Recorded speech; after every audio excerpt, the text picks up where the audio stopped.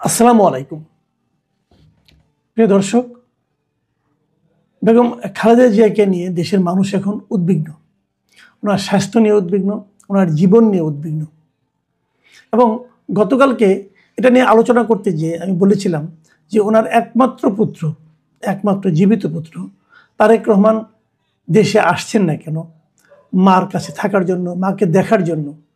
বলা হচ্ছিল যে বেগম খালেদা জিয়াকে বিদেশে নেওয়া যায় কিনা, কিন্তু এরই মধ্যে আমরা জেনেছি ডাক্তার বলেছেন ওনার যে হেলথ কন্ডিশন, তাকে বিদেশে নেওয়াও যাচ্ছে না।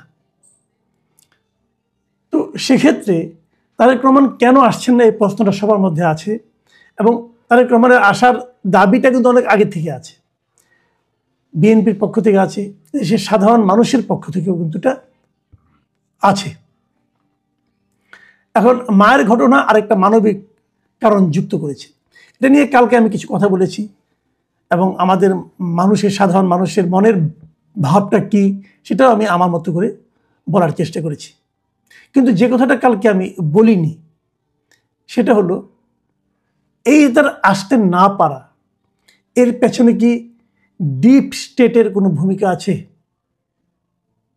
এখন ডিপ স্টেট জিনিসটা কি, এটা নিয়ে আলোচনা কিন্তু হতেই পারে। সে আলোচনায় আমি আসছি। তার আগে আমি একটু বর্তমানের বাস্তবতাটা বলে নিই। তারেক রহমানের যে পার্টি আছে বিএনপি, সেই বিএনপির নেতৃবৃন্দর কাছে সাংবাদিকরা প্রশ্ন করেছেন যে উনি কেন আসছেন না। মির্জা ফখরুল ইসলাম আলমগীর, যিনি বিএনপির মহাসচিব, তাকে যখন প্রশ্ন করা হয় তিনি কেবল বলেছিলেন যে তারেক রহমানের ফেসবুক স্ট্যাটাসে সব ব্যাখ্যা আছে, এই বিষয়ে আর কিছু বলার নেই। এখন ফেসবুক স্ট্যাটাস উনি কী বলেছেন আমি আবারও কালকে বলেছি, আরেকবার নতুন করে বলি। আমি ওই জায়গাটুকু বলি যেটুকু তার আশার সম্পর্কে আছে।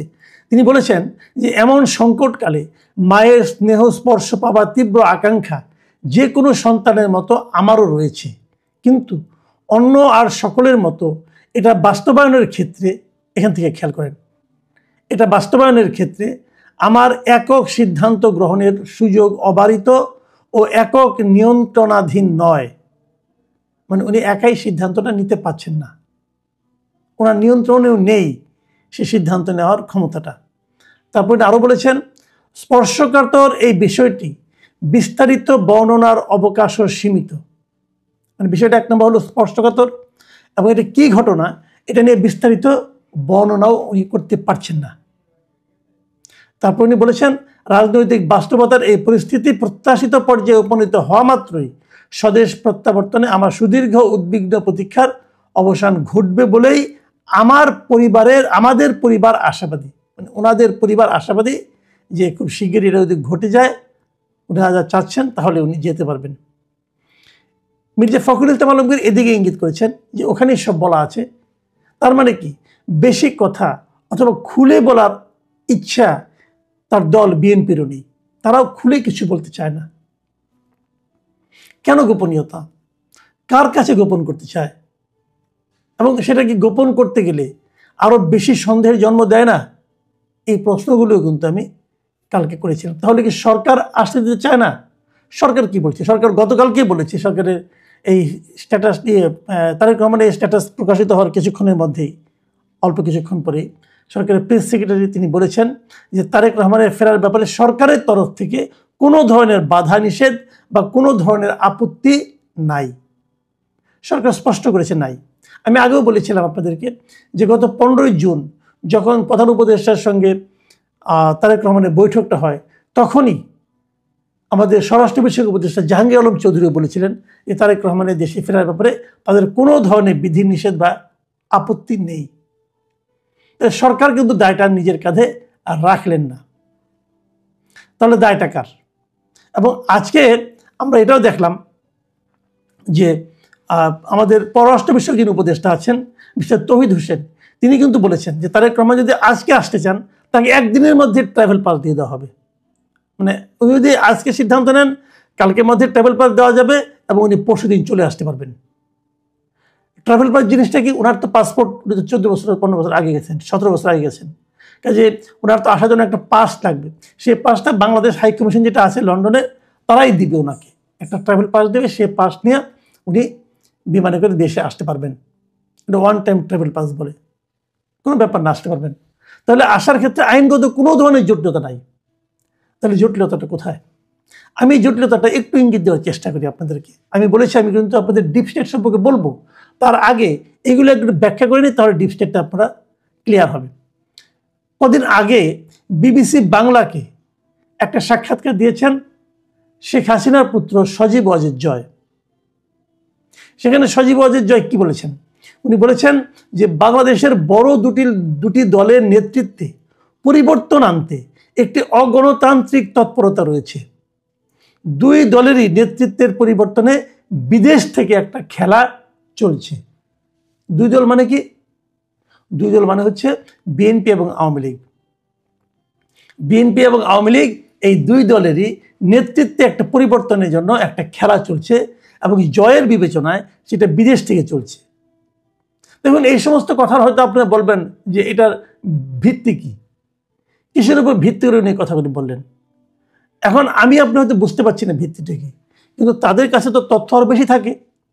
তারা হয়তো কোনো না কোনো ভিত্তির উপর নির্ভর করে এই ধরনের আশঙ্কা করছেন।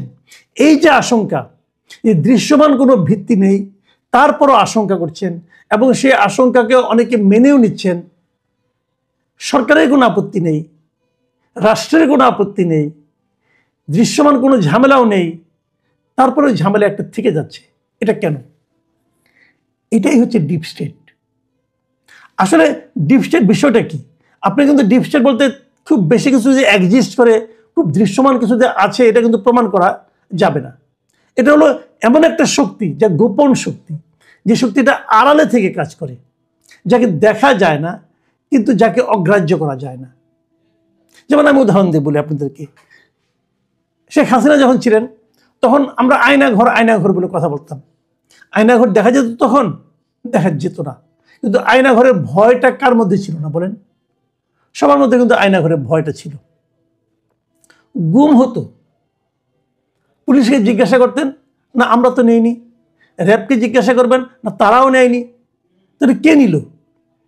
কেউ নেয়নি, কেউ স্বীকার করছে না, কিন্তু লোকটা নেই। এটা কে? কোথায় গেল? এই যে যাওয়াটা, কোন ব্যক্তির তাকে ধরে নিয়ে গেলো সেটা ইম্পর্টেন্ট না, কিন্তু নিয়ে কোথায় রাখলো সেটাও ইম্পর্টেন্ট না, কিন্তু এই যে টোটাল প্রক্রিয়াটা, একজন লোক হঠাৎ করে হাওয়া হয়ে যাচ্ছে, এটাই হচ্ছে ডিপ স্টেটের কাজ।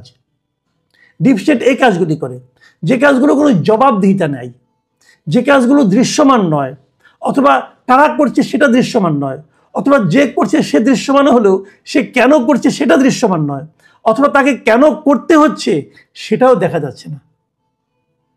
অনেক সময় একজনকে বলা হলো তুমি আমাকে ধরে নিয়ে আসো, সে হয়তো আইন শৃঙ্খলা রক্ষাকারী বাহিনীর লোক, সে যে ধরে আনলো, কিন্তু সে জানে না সে কেন ধরে আনলো, সে জানে না এটা ধরে আনার মাধ্যমে সে কার পারপাস সার্ভ করলো, কিন্তু সেটা করলো। সে হয়তো বলো আমাকে অমুক আদেশ করেছে, আপনি তার কাছে যাবেন, সে বলো ভাই আমিও যাই না, আমাকে অমুক আদেশ করেছে। আপনি শেষ পর্যন্ত যে আর কাউকে খুঁজে পাবেন না। এটা ডিপ স্টেট। আমি কতগুলো ঘটনা বলি আপনাদেরকে। যেমন ধরেন, আপনাদের মনে আছে মাঝখানে একবার আমাদের ডেইলি স্টারের সম্পাদক মিস্টার মাহফুজ আনাম, উনি একবার একটা সাক্ষাৎকারে বলেছিলেন, একটা টেলিভিশন এটিএন নিউজের একটা সাক্ষাৎকারে উনি বলেছিলেন যে 1/11 সময় ওই ডিজিএফআই অথবা আর্মি ওখান থেকে পাঠানো কিছু তথ্য দিয়ে ওনারা নিউজ করতেন, এবং এটা ছিল ওনার সাংবাদিক জীবনের একটা বড় ভুল। উনি স্বীকার করেছিলেন, এই যেখান থেকে এসেছে এই নিউজগুলো, তারা কি স্বীকার করবে হ্যাঁ আমরা দিয়েছি? স্বীকার করবে না, কিন্তু তারা দিত কেন?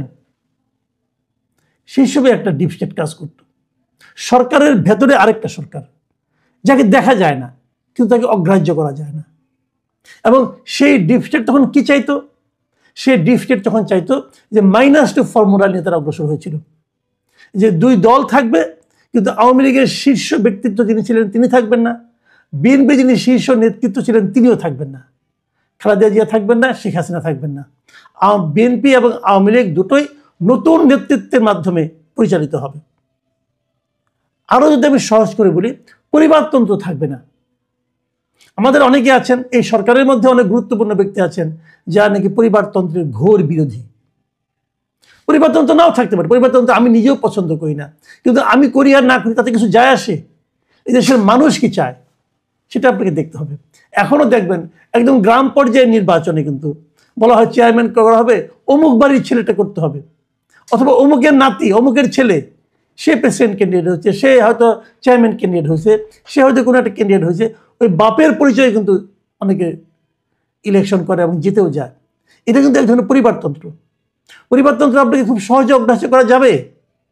ভারতের দিকে তাকিয়ে দেখেন, রাজীব গান্ধী, সোনিয়া গান্ধী এরা কোথেকে আসছে? গান্ধী ফ্যামিলির থেকে তো আসছে না। কিন্তু পরিবারতন্ত্র কিন্তু আছে। কিন্তু আমাদের এই সাবকন্টিনেন্টে পরিবারতন্ত্র অনেকটা প্রভাবশালী। কিন্তু অনেকে মনে করেন যারা নাকি পাশ্চাত্য শিক্ষা শিক্ষিত, তারা মনে করেন পরিবারতন্ত্র রাখা চলবে না। সেই জন্য তখন -2 করা হয়েছিল। এবং -2 কারণে ওটা কিন্তু ডিপ স্টেটের একটা প্ল্যান ছিল। সেই প্ল্যানটা ফেল করেছিল। কেন ফেল করেছিল? ফেল করেছিল এই কারণে যে এই দেশের সাধারণ মানুষ সেটাকে মেনে নেয়নি। তো এখন কি আবার ডিপ স্টেট সেটাই চাচ্ছে, যেটা নাকি জয় বললেন যে একটা -2 ফর্মুলা আবার চলছে নতুনভাবে। আগের বার যে ভুলগুলি তারা করেছিল সেই ভুলগুলিকে শুধরিয়ে তারা আবার নতুনভাবে একটা -2 ফর্মুলা করছে, হতে পারে। এবং ডিপ স্টেটকে তাহলে কি চাচ্ছে? এই যে আওয়ামী লীগ তখন নাই, যদি ইলেকশন হয় আওয়ামী লীগ নাই, এবং যদি ডিপ স্টেট যদি তারেক রহমানের ফেরত আসাটাকে পছন্দ না করে, তাহলে বিএনপি কোথায়? তাহলে ক্ষমতায় কে আসবে? এই সমস্ত কিন্তু নানা ধরনের প্রশ্ন আসবে। তাহলে কি ডিপ স্টেট অন্য কোনো শক্তিকে চাচ্ছে ক্ষমতায় আনতে? সেটা কি কোনো পলিটিক্যাল শক্তি? পলিটিক্যাল শক্তি বলতে আর কোনো শক্তি দেখছি না আমরা জামাতে ইসলাম ছাড়া। তাহলে কি ডিপ স্টেট জামাতে ইসলামকে সাপোর্ট দিচ্ছে? অন্তত পক্ষে তাদের যে মূল লক্ষ্য যে পরিবারতন্ত্রের বিনাশ করা, তাকে সেটা করতে যাচ্ছে। এখন পরিবারতন্ত্রের বিনাশ যখন বলা হয় তখন কিন্তু আরেকটা কথা আসে। দেখুন, আওয়ামী লীগের পরিবারতন্ত্র এখন মোটামুটি নাই। শেখ হাসিনার পর আর জয় রাজনীতিতে আসবে এমনটা শুনিনি। পুতুলও আসবেন কিনা জানি না। ওখানে খুব একটা ভালো, আর আওয়ামী লীগ নিজেরই অবস্থা ভালো না। আর বিএনপির যদি তারেক রহমান না থাকেন তাহলে আর থাকবেটাকে? খালেদা যেহেতু অবস্থা, শরীরের শারীরিক অবস্থা খুবই খারাপ, তাহলে এখানেও কিন্তু পরিবারতন্ত্র একদম নিশ্চিহ্ন হয়ে যাচ্ছে। তাহলে এটাই কি লক্ষ্য? এই জন্যই কি এটা শেষ পেরেকটা তারেক রহমানকে আসতে না দেওয়া? এটাই কি? আমি জানি না। আমি কিন্তু অনেকগুলো প্রশ্ন করলাম এবং এই প্রশ্নগুলির মধ্যে আপনার উত্তরটাও পাবেন। একটু ঠান্ডা মাথায় চিন্তা করুন। তা না হলে আপনি ভাবুন তো, আপনি তারেক রহমানের জায়গায় নিজেকে বসিয়ে ভাবুন, আপনি কি করতেন? ধরেন আপনি ডিপ স্টেট বুঝেন না, কোনো ষড়যন্ত্র তথ্য আপনার কাছে নিয়ে গেলে আপনি শুনলেন না, জানলেন না, তাহলে আপনি কি করতেন? আপনি চলে আসতেন। কারণ আপনি দেখতেন যে দেশের এই মুহূর্তে তার তো সবচেয়ে বড় পদে তার যাওয়ার ব্যাপার, সবচেয়ে বড় ক্ষমতাবান ব্যক্তি হওয়ার তার সুযোগ। এই সুযোগকে তিনি কেন দূরে থাকছেন? এই সুযোগ থেকে মানুষের কাছে কেন যাচ্ছেন না? তার এত জনপ্রিয় থাকা সত্ত্বেও কারণ ওই একটাই, একটা ভীতি কাজ করে।